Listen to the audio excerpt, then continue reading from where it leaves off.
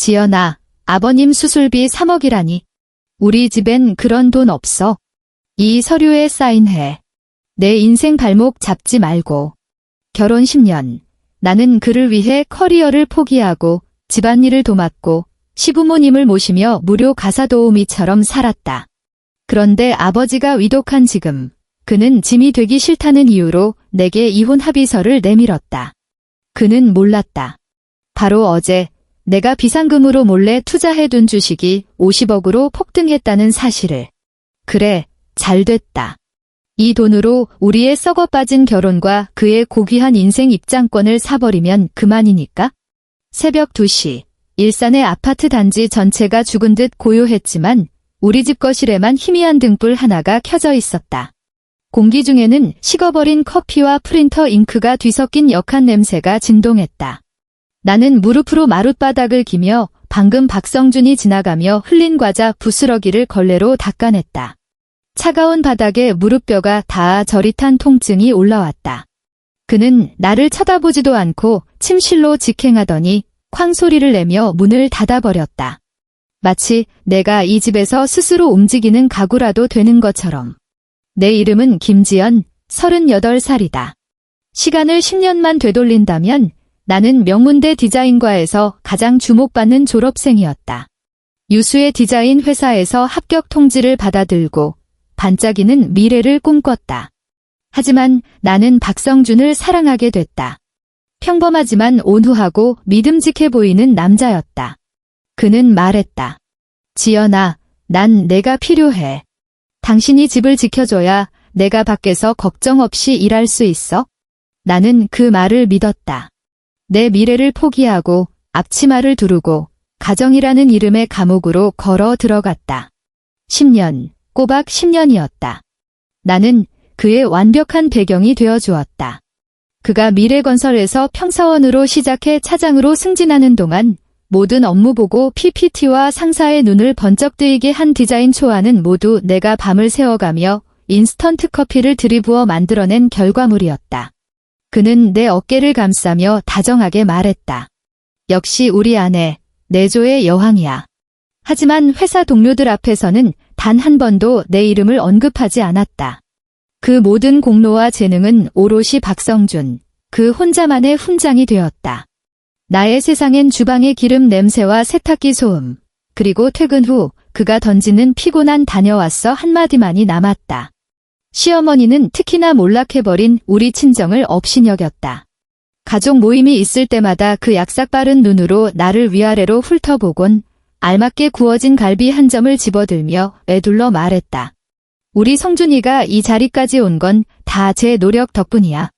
아내 된 사람은 감사할 줄 알고 분수를 지켜야지. 그게 복이야. 감사. 내가 뭘 감사해야 하지? 내가 하녀처럼 당신네 온 가족을 시중드는 걸 허락해준 것을?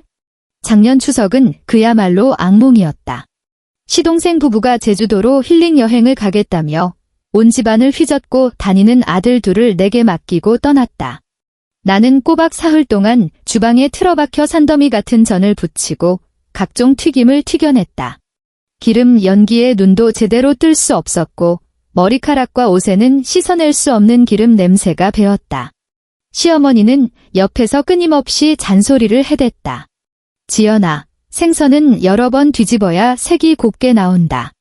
어휴, 전을 너무 두껍게 부쳤잖니. 손님들이 싫어하시겠다. 그동안 내 남편 박성준은 거실에서 시아버지와 장기를 두며 내가 보내는 간절한 도움의 눈빛을 애써 외면했다. 결국 허리도 펴지 못할 만큼 지쳐서 불평 한마디를 내뱉자 그는 나를 주방 구석으로 끌고 가 목소리를 낮춰 말했다. 지연아, 다 가족인데 내가 좀 이해해. 엄마랑 동생네 식구들 기분 좋게 해주는 것도 내가 할 일이잖아. 그 순간 당연하다는 표정으로 가득한 그의 얼굴을 보며 내 마음 한구석에서 무언가 완전히 부서져 내렸다. 나의 헌신, 나의 희생은 그와 그의 가족들 눈에는 그저 며느리이자 아내로서 마땅히 해야 할 본분, 그 이상도 이하도 아니었다. 내게 마지막 결정타를 날린 것은 아버지의 위독 통지였다. 급성 심근경색입니다. 즉시 관상동맥 우회술이 필요하니 수술비 3억 원을 준비하십시오. 의사의 차가운 목소리가 전화기 너머로 들려오는 순간 세상이 빙글빙글 돌았다. 나는 핸드폰을 쥔 채 온몸을 떨며 가장 먼저 박성준을 떠올렸다. 그는 내 남편이자 나의 유일한 버팀목이었다. 나는 울면서 집으로 달려가 그의 팔을 붙잡고 횡설수설하며 상황을 설명했다. 성준 씨, 제발 우리 아빠 좀 살려줘. 빨리 돈을 마련해야 해. 그는 내 상상처럼 나를 안아주거나 위로하지 않았다. 그저 미간을 찌푸리더니 내 떨리는 손에서 자기 팔을 빼냈다. 그리고는 핸드폰을 꺼내 계산기 앱을 켰다. 3억. 지연아, 제정신이야? 우리가 어디에 그런 돈이 있어? 당장 내년에 아파트 전세 계약도 연장해야 하고 지금 타는 낡은 차도 새 차로 바꿀 계획이었잖아. 그 3억이 나가면 우리 생활은 어떡하라고? 나는 믿을 수 없다는 듯 그를 쳐다봤다. 내가 10년간 사랑했던 그 얼굴에는 내 아버지의 병세에 대한 걱정이나 내 처참한 심정에 대한 헤아림 따위는 한치도 없었다. 오직 계산과 저울질만이 가득했다. 그가 계산하고 있는 것은 사람의 목숨을 구하는 방법이 아니라 그 목숨을 구함으로써 자신의 생활 수준이 얼마나 손해를 볼 것인가였다. 내 심장은 그 순간 북극의 얼음바다에 던져진 것처럼 안팎으로 꽁꽁 얼어붙었다. 절망이 해일처럼 나를 덮쳤다. 나는 방에 틀어박혀 거의 실신할 지경까지 울었다. 그가 미웠고 지난 10년간의 어리석었던 내 자신이 더 미웠다. 그렇게 고통 속에 잠식되어 갈 때쯤 핸드폰 화면이 갑자기 밝아졌다.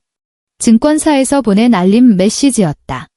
고객님께서 관심 종목으로 등록하신 신성바이오 항암신약 임상 3상 획기적 성공으로 금일주가. 나는 전기에 감전된 사람처럼 벌떡 일어나 떨리는 손으로 증권계좌 앱을 열었다. 결혼할 때 어머니가 몰래 쥐어주신 비상금이었다. 지연아, 여자는 자기 손에 쥔 돈이 있어야 해. 만약을 대비해서. 지난 10년간 그 존재조차 거의 잊고 있었다. 그저 대학 시절의 흥미를 살려 이름 없는 바이오 기술주 하나에 묻어두었을 뿐이었다. 화면에 찍힌 긴 숫자의 행렬에 나는 순간 숨을 멈췄다. 1, 10, 100, 1000, 만, 억, 50억 원. 머릿속이 하얘지며 거대한 환희와 황당함이 동시에 밀려왔다. 나는 살았다. 아버지를 살릴 수 있다. 나는 웃음까지 터뜨렸지만 눈물은 걷잡을 수 없이 흘러내렸다. 이 하늘에서 떨어진 거금은 지옥을 탈출할 수 있는 나의 구명보트였다. 나는 즉시 눈물을 닦고 옷을 갈아입었다. 차키를 집어들고 병원으로 달려가려 했다. 아버지께 최고의 병실을, 최고의 의사를 붙여드려야지. 그러나 방문을 열었을 때 박성준이 거실 한가운데서 무표정하게 나를 보고 있었다. 그의 손에는 서류 한 장이 들려 있었다. 지연아, 얘기 좀 해. 그의 목소리는 얼음장처럼 차가웠다. 시간 없어. 병원 가야 해. 나는 그를 비켜 지나가려 했다. 그가 내 손목을 거칠게 잡아챘다. 힘이 어찌나 센지 비명이 나올 뻔했다. 병원 가기 전에 이거부터 사인해. 그가 내 손에 서류를 쥐어주었다. 흰 종이 위 검은 글씨, 그 제목은 눈앞이 아찔할 만큼 선명했다. 이혼 합의서. 뭐라고? 귓가에서 윙윙거리는 소리가 났다. 우리 이혼하자. 그는 내 눈을 똑바로 쳐다봤다. 그 눈에는 일말의 미련도 없었다. 오직 짐을 벗어 던지는 듯한 결연함과 냉혹함만이 가득했다. 지연아, 너도 잘 알잖아. 내 아버지 병은 밑 빠진 독이야. 내가 힘들게 이 자리까지 올라왔는데 너희 집 때문에 내 인생이 발목 잡힐 순 없어. 내 인생에 이런 짐은 안 돼. 짐. 그랬구나. 나와 나의 가족은 그의 눈에 그저 짐이었을 뿐이다. 그가 가장 나를 필요로 할 때 나는 밤새워 도면을 그려주는 그의 현모양처였다. 그의 가족이 나를 필요로 할 때 나는 묵묵히 모든 걸 감내하는 가족이었다.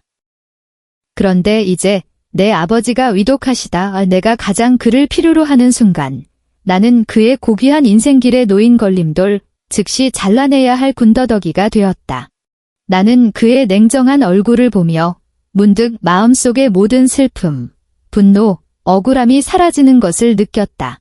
대신 뼛속까지 시린 평온함이 찾아왔다. 그래, 차라리 잘 됐다. 정말로. 나는 고개를 들어 그의 시선을 마주하고 그가 테이블 위에 놓아둔 펜을 집어들었다. 재산 분할에 관한 조항들은 읽어보지도 않았다. 분명 변호사를 시켜 무소득 주부인 내가 빈손으로 쫓겨나도록 빈틈없이 작성해 두었을 테니까. 좋아, 은하는 단 한마디만 했다. 그리고 김지연 세 글자 옆에 지난 10년 중 가장 망설임 없는 서명을 남겼다. 그는 내가 이렇게 순순히 나올 줄은 몰랐는지 잠시 흠칫하더니 이내 안도의 한숨 같은 표정을 지었다. 그와 옆에 서 있던 시어머니가 눈빛을 교환했다. 그 눈빛에는 마침내 큰 골칫거리를 떼어냈다는 안도감이 숨김없이 드러났다. 나는 서명을 마친 합의서를 그의 앞으로 밀어주었다. 마음은 텅 빈 것처럼 고요했다. 나는 그에게 50억의 존재에 대해 한마디도 하지 않았다.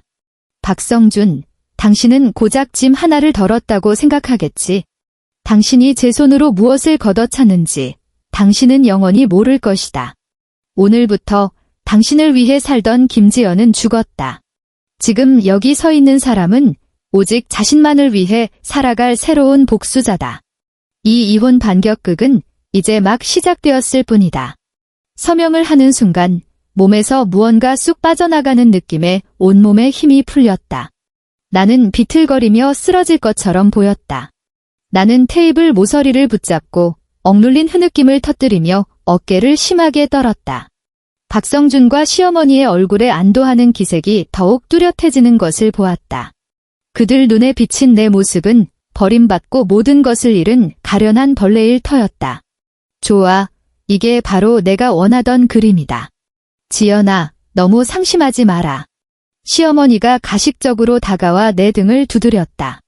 그 손길은 마치 낡은 옷의 먼지를 털어내는 듯 했다. 성준이도 제 앞날을 생각해서 그런 거니? 너도 알아서 잘 살아봐. 나는 고개를 숙인 채 눈물이 제멋대로 흐르게 두면서 속으로는 차갑게 비웃었다. 앞날. 곧 앞날이 없는 게 뭔지 알게 될 것이다. 그들은 이 싸움이 끝났다고 생각하겠지만 나에게는 이제 막 바둑판이 펼쳐졌을 뿐이다. 그날 오후 나는 병원으로 바로 가지 않고 먼저 전화를 한 통 걸었다. 수화기 너머의 상대는 내 대학 선배인 한서윤이었다. 지금은 날카로운 수완과 치밀한 논리로 유명한 서울 최고의 이혼 전문 변호사 중 한 명이다. 선배, 나야. 지연이. 내 목소리는 내 것 같지 않게 차분했다. 수화기 너머에서 몇 초간 침묵이 흐른 뒤 한서윤의 똑 부러지는 목소리가 들려왔다. 지연이. 무슨 일이야? 목소리가 왜 그래? 나 이혼해. 나는 단도직입적으로 말했다. 선배가 필요해. 최고가 필요해. 나는 30분 동안 지난 10년의 결혼 생활, 박성준의 배신, 그리고 이혼 합의서와 50억 주식에 대한 모든 것을 털어놓았다. 한서윤은 모든 것을 듣고 나서 딱 한마디 했다. 지연아, 겁먹지 마. 넌 아무것도 하지 말고 그냥 완전히 무너진 척하고 있어. 내 연락 기다려. 그 인간 가진 거 전부 탈탈 털어줄 테니까. 전화를 끊고 나는 심호흡을 한 뒤 소리 없는 증거 수집을 시작했다. 나는 이혼 전에 개인 물품을 정리해야 한다는 핑계를 대고 그 집이라는 곳에 머물렀다. 박성준과 시어머니는 내가 별다른 수를 쓰지 못할 거라고 생각했는지 그러라고 내버려 두었다. 나는 핸드폰을 들고 이어폰을 낀 채 슬픈 발라드를 듣는 척하며 조심스럽게 내 계획을 실행에 옮겼다. 거실에 놓인 고가의 이탈리아제 수입 소파는 결혼할 때 어머니가 주신 예단비로 산 것이었다. 당시 카드 결제 내역 이메일을 찾아내 캡처하고 저장했다. 주방의 독일제 빌트인 오븐은 그의 생일 케이크를 구워주기 위해 몇 달간 푼 돈을 아껴 산 것이었다. 영수증은 아직도 찬장 깊숙한 곳에 있었다. 서재에 있는 최고 사양의 아이맥 컴퓨터. 내가 그의 디자인 작업을 해주던 도구였다. 구매 증빙, 시리얼 번호까지 하나하나 사진으로 찍어 남겼다. 나는 냉정한 감식반 요원처럼 내가 돈을 내서 산 모든 물건에 작은 색색의 포스트잇을 붙이고 여러 각도에서 사진을 찍었다. 모든 전자증빙과 사진을 암호화하여 한서윤에게 전송했다. 이것은 시작에 불과했다. 가장 중요한 증거는 그의 서재에 있었다. 그가 출근한 틈을 타 그보다 내가 더 익숙한 그의 컴퓨터를 켰다. 지난 10년간 내가 그에게 보냈던 모든 디자인 시안, PPT 완성본, 수정 의견이 담긴 이메일 기록을 찾아냈다. 모든 메일에는 발송 시간이 명확히 찍혀 있었고 대부분은 깊은 밤이나 새벽이었다. 나는 이 메일들을 하나하나 전부 내보내기 하여 정리했다. 심지어 그의 회사 내부에서 몇 차례의 핵심 프로젝트 성공에 대해 그를 포상한 공지까지 찾아냈다. 그 프로젝트들의 핵심 디자인은 바로 내가 밤새워가며 이뤄낸 결과물이었다. 나는 이 파일들을 모두 압축해 한서윤에게 보냈다.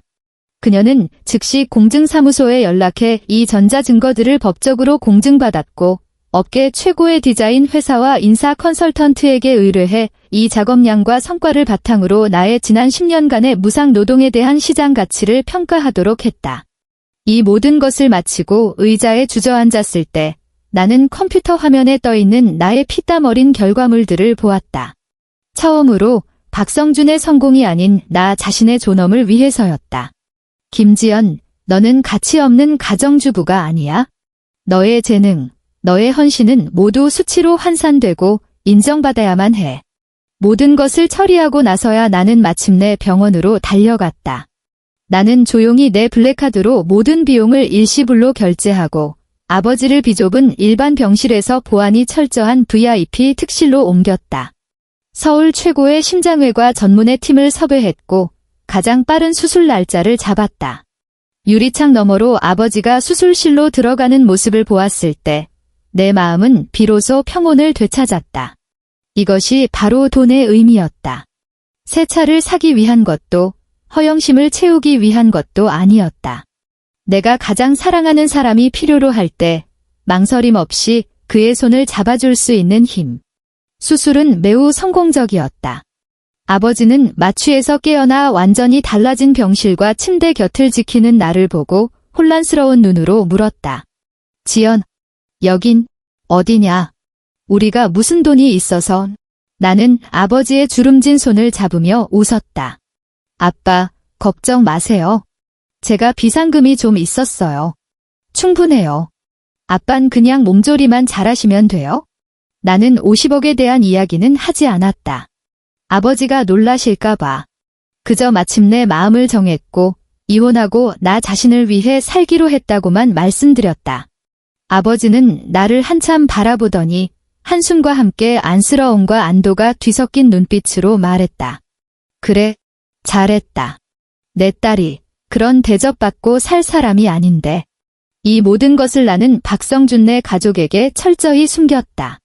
그는 아마 내가 아직도 아버지를 일반 병실에 눕혀놓고 수술비를 구하러 동분서주하며 3억 원 때문에 전전긍긍하고 있을 거라 생각했을 것이다. 그는 위로 전화 한 통조차 하지 않았다.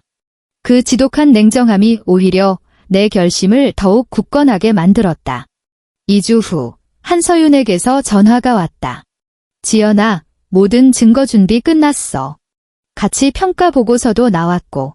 내 10년간의 가정주부 노동이 얼마의 가치가 있는지 알아?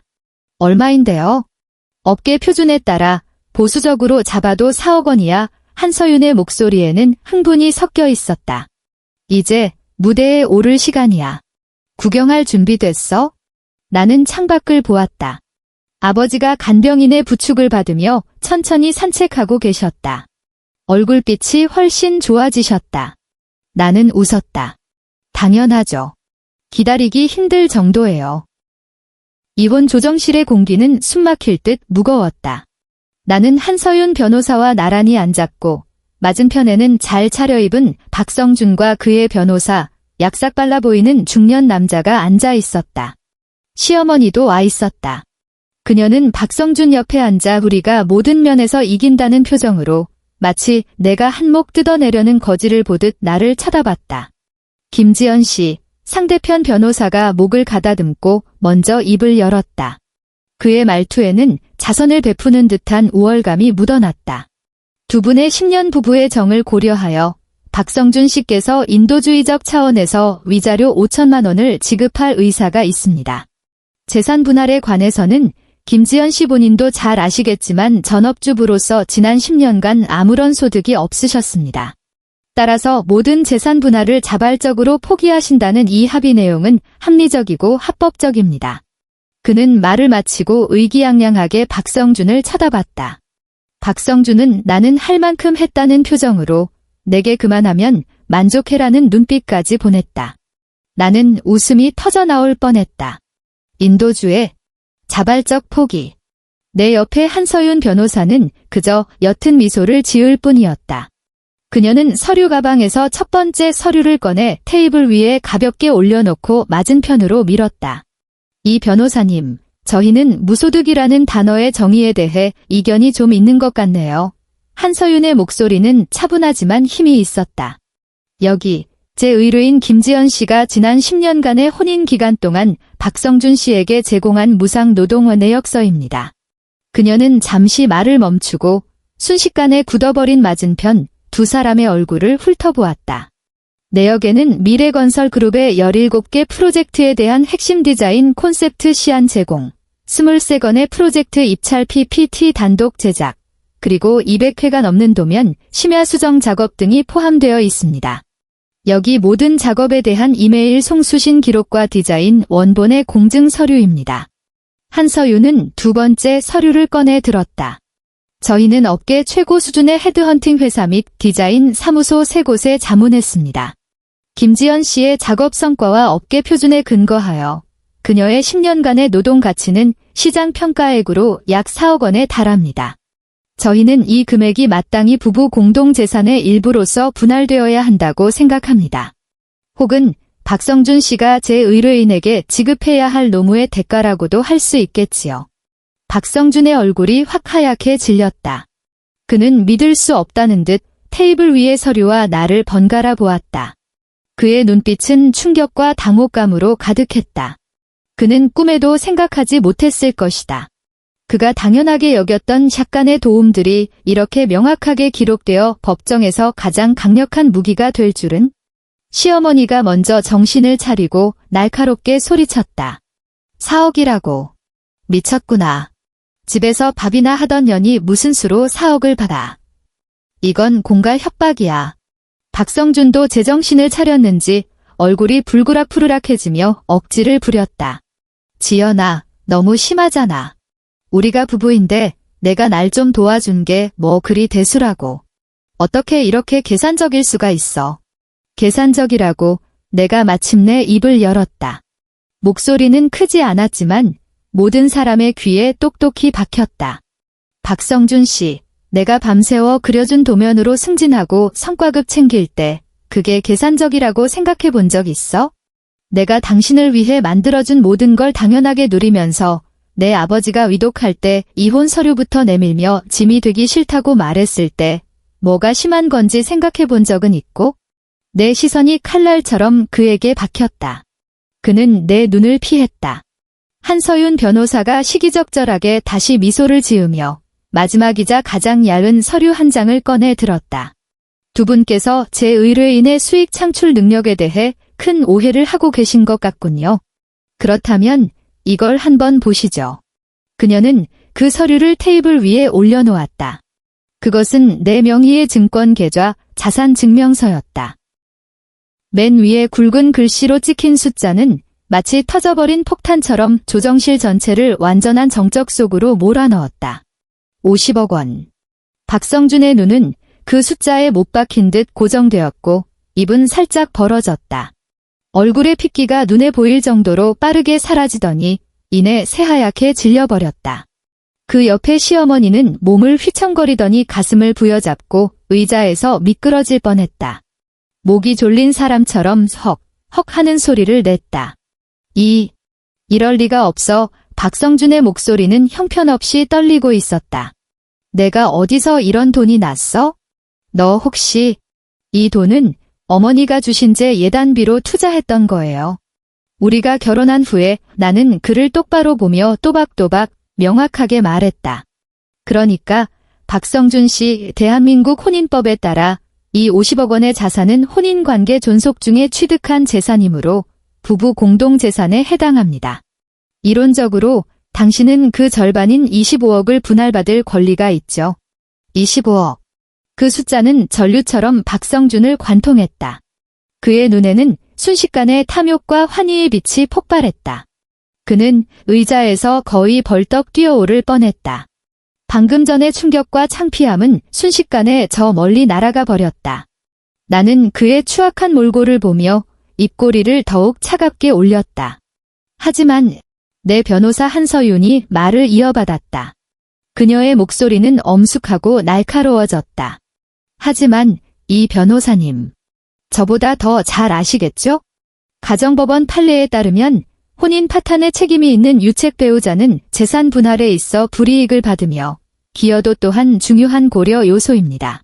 제 의뢰인의 아버지가 위독하여 가정이 중대한 위기에 처했을 때 배우자의 부양이 가장 절실한 시점에 박성준 씨는 어떠한 도움도 제공하지 않았을 뿐더러 짐이 되기 싫다는 이유로 악의적으로 이혼을 요구하며 아내를 버리려 했습니다. 저희는 이것이 법률상 자기적 유기에 해당한다고 판단합니다. 따라서 혼인 파탄에 중대한 책임이 있는 유책 배우자인 박성준 씨는 이 재산에 대해 분할을 청구할 권리가 없거나 극히 일부만 인정받아야 한다고 주장하는 바입니다. 치명타였다. 박성준의 얼굴에 피어났던 환희는 그대로 얼어붙었다. 그 자리에는 아까보다 더 완전한 잿빛 절망이 내려앉았다. 그는 척추가 뽑힌 개처럼 의자에 힘없이 주저앉았다. 나는 자리에서 일어나 내가 10년간 사랑했고 또 증오했던 그 남자를 내려다보았다. 박성준 씨, 나는 평온하게 말했다. 안심해요. 난 당신 돈 한 푼도 필요 없어. 난 그냥 내 몫을 되찾고 싶을 뿐이야.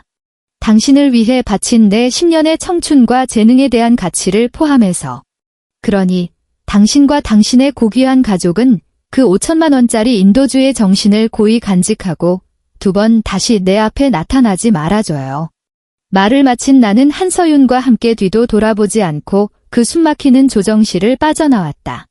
등 뒤에서 시어머니의 처절한 울음소리와 악다구니가 들려왔다. 햇살이 내 몸 위로 쏟아졌다. 나는 신선한 공기를 깊이 들이마셨다. 내 인생은 바로 이 순간부터 진정으로 나의 것이 되었다는 것을 알았다. 나는 박성준의 파렴치함을 얕봤고 그의 낙가죽 두께는 과대평가했다. 이혼 조정이 결렬된 후 그의 인생은 내가 예상치 못했지만 내심 바라던 방식으로 빠르게 나락으로 떨어졌다. 장인어른 수술비 3억이 아까와 10년 조강지처를 벌인 박성준 차장 이야기는 날개라도 달린 듯 그가 그토록 자랑스러워하던 미래건설 사내에 쫙 퍼졌다. 나는 아무것도 하지 않았다. 정말로. 그저 사설 탐정을 고용해 그의 부서에서 가장 입이 싼 친구 몇 명을 알아낸 뒤 한서윤 변호사의 사무실 직원을 시켜 그들이 자주 가는 술집에서 옆 테이블 친구에게 아주 흥미로운 이혼 소송 얘기를 무심코 떠들게 했을 뿐이다. 효과는 즉각적이었다. 직장은 가장 현실적인 명예와 이익의 싸움터이다. 위독한 장인조차 구하지 않고 조강지처를 내팽개친 남자의 인성이 얼마나 믿을 만하겠는가? 그가 공들여 쌓아 올린 가정적인 남자, 책임감 있는 선배 이미지는 하룻밤 사이에 산산조각 났다. 동료들의 눈빛이 달라졌다. 예전의 존경과 친근함은 경멸과 거리감으로 바뀌었다. 점심시간에는 아무도 그와 겸상하려 하지 않았다. 듣자 하니 거의 확정적이었던 그의 부장 승진 명단에서도 긴급히 제외되었다고 한다. 그는 광화문 일대 오피스가의 가장 큰 웃음거리가 되었다. 그가 탕비실에 들어설 때마다 주변의 대화 소리가 뚝 끊기고 모두가 쓰레기를 보는 듯한 눈빛으로 그를 쳐다보다가 조용히 흩어졌다. 이런 사회적 린치는 직접적인 욕설보다 그를 훨씬 더 고통스럽게 만들었다. 한편 나의 전 시어머니와 시동생네는 한층 더 기괴한 막장 드라마를 연출했다. 그들은 박성준을 통해 내가 정말로 50억 원을 갖게 되었다는 사실을 확인하자 태도를 180도 바꿨다. 예전에는 눈길 한 번 제대로 주지 않던 시어머니는 하루에 3번씩 전화를 걸어왔다. 목소리는 꿀이라도 바른 듯 느끼했다. 아이고, 우리 착한 며느리. 아니, 지연아. 예전엔 다 이 늙은 어미가 잘못했다. 내가 노망이 들었었나 봐. 사돈어른 몸은 좀 어떠시니? 내가 전복죽이라도 쑤어서 한번 찾아뵈어야 하는데. 시동생 부부는 더 가관이었다. 그들은 값비싼 과일 바구니를 들고 병원 VIP 병동으로 직접 쳐들어와 잘못을 뉘우치는 가족, 핏줄의 정 따위의 연극을 펼치려 했다. 안타깝게도 나는 이미 대비를 해두었다. 내가 고용한 전문 경호원들이 정중하지만 단호하게 그들을 병실복도 끝에서 막아섰다. 죄송합니다. 김지연님께서 허락하지 않은 분은 누구도 면회하실 수 없습니다. 저지당한 시어머니는 마침내 폭발했다. 그녀는 번쩍이는 대리석 바닥에 주저앉아 뒹굴기 시작했다. 허벅지를 쳐대며 목 놓아 울부짖었다. 세상에 이런 법이 어디 있어. 내가 좋은 마음으로 사돈 병문안을 왔다는데 이 악독한 년이 날 막아서네. 돈 좀 생겼다고 아주 눈에 뵈는 게 없구나. 여러분, 와서 좀 보세요. 그녀의 연기는 호소력이 있었지만 그녀는 미처 알아채지 못했다. 옆에서 엘리베이터를 기다리던 한 젊은이가 흥미진진한 표정으로 핸드폰을 들고 이 보늘의 병원 진상쇼를 전부 녹화하고 있다는 사실을. 몇 시간 후 강남 사모님 병원 갑질, 재산 다툼 추정이라는 제목의 영상은 각종 소셜미디어에서 엄청난 조회수를 기록했다. 얼굴은 모자이크 처리되었지만 그 익숙한 몸짓과 날카로운 목소리는 그녀를 아는 모든 사람이 단번에 알아볼 수 있을 정도였다. 박성준의 가족은 사회적으로 완전히 사망 선고를 받았다. 그는 직장에서 명예가 실추되었고 그의 가족은 웃음거리가 되었다. 이 모든 것은 그들 스스로가 심은 씨앗에서 비롯된 것이었다. 나는 그저 옆에서 조용히 서서 그 악의 열매가 익어가는 것을 지켜보는 사람이었을 뿐이다. 법원의 판결은 신속하게 내려왔다. 판사는 최종적으로 한서윤 변호사의 의견을 채택하여 박성준이 혼인 파탄에 중대한 귀책 사유가 있으며 가계 재산 형성에 대한 나의 기여도가 막대하다고 인정했다. 결론적으로 혼인 중 거주하던 아파트는 내 소유가 되었고 박성준은 추가로 나에게 4억 원의 노동보상금을 지급해야 했다. 그리고 50억의 주식 수익은 나의 개인적인 혼전 재산에서 파생된 것으로 인정되어 그와는 무관한 것으로 결론 났다. 그는 거의 빈털터리로 쫓겨났다. 판결문을 받은 날, 박성준이 법원 앞에서 나를 가로막았다. 그는 많이 초췌해 보였다. 머리는 헝클어졌고 눈가는 퀭했다. 더 이상 내게 이혼 합의서를 내밀던 때의 의기양양함은 찾아볼 수 없었다. 지연, 김지연, 그의 목소리는 쉬어 있었다. 우리 정말 예전으로 돌아갈 수 없는 거야? 내가 잘못했어. 정말 잘못했어. 한 번만 더 기회를 주면 안 될까? 우리의 10년을 생각해서. 10년, 나는 그를 보며 평온하게 물었다. 어떤 10년 말이에요? 내가 당신을 위해 내 커리어를 포기한 10년. 아니면 내가 가사도우미처럼 당신네 온 가족을 시중들었던 10년. 그것도 아니면 내 아버지가 수술비가 없어 죽어가는 걸 보면서 당신 새 차 살 계산이나 하던 그 10년. 그는 내 질문에 아무 말도 하지 못했다. 박성준 씨, 우리 사이는 당신이 내게 그 이혼 서류를 내밀었을 때 이미 끝났어. 당신이 잃은 건 아내가 아니야. 당신이 인생의 밑바닥을 칠 때 유일하게 당신을 위해 밤새워 도면을 그려줄 사람이었지. 앞으로 당신 인생 순탄하길 빌어요. 나는 그를 비켜 내 새 차로 향했다. 한때 잡지에서나 훔쳐보던 포르쉐였다. 운전석에 앉아 룸미러를 보니 그는 여전히 그 자리에 멍하니 서 있었다. 마치 시대에 버려진 동상처럼. 나는 일말의 미련도 없이 엑셀을 밟아 그와 그 썩어 빠진 과거를 저 멀리 뒤로 던져버렸다. 내 인생은 폐허 위에서 다시 지어지기 시작했다. 나는 그 돈과 법원에서 인정받은 재산을 합쳐 청담동의 사무실 한 층을 통째로 임대했다. 그리고 내 디자인 스튜디오를 차렸다. 이름은 간단하게 J디자인이라고 지었다. 나는 서둘러 회사를 키우기보다 나와 같이 디자인에 대한 열정과 재능으로 가득한 젊은 인재들을 신중하게 모았다. 스튜디오의 첫 번째 목표는 명확하고 뚜렷하게 정했다. 신한그룹의 신사옥 설계 공모전 수주. 신한그룹은 대한민국 최고의 재벌 중 하나였고 공교롭게도 박성준이 다니는 미래건설의 가장 큰 라이벌 회사였다. 나는 박성준이 이 프로젝트를 위해 거의 1년을 준비해왔다는 것을 알고 있었다. 이것은 나에게 단순한 비즈니스 경쟁이 아니었다. 여왕의 귀환을 선포하는 대관식이었다. 공모전 발표 당일 나는 완벽하게 재단된 흰색 정장을 입고 거대한 프레젠테이션 스크린 앞에 섰다. 객석에는 신한그룹의 모든 고위 임원들과 유수의 디자인 회사에서 온 경쟁자들이 앉아 있었다.